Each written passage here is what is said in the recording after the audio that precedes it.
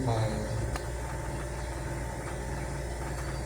Hindi makapangyarihan ang mga palaspas na ito ay yung pagpalain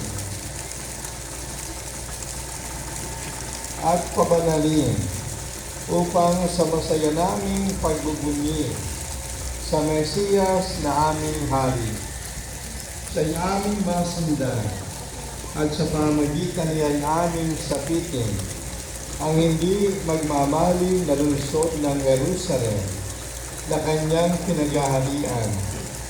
Kasama mo at ng Espiritu Santo magpas sa walang hanggan.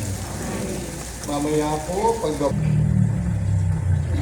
malapit na sila sa Jerusalem. Pagdating nila sa Bethphage, sa bundok ng mga Olibo, pinauna ni Jesus ang dalawang alagad.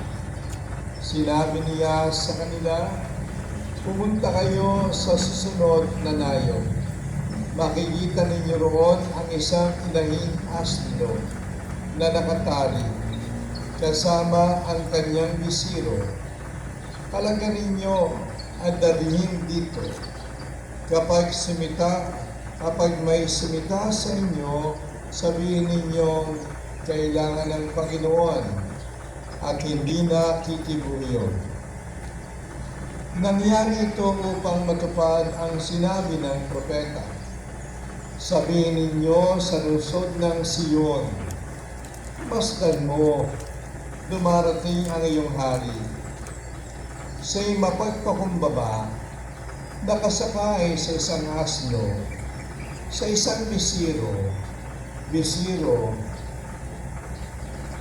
ng isang asno,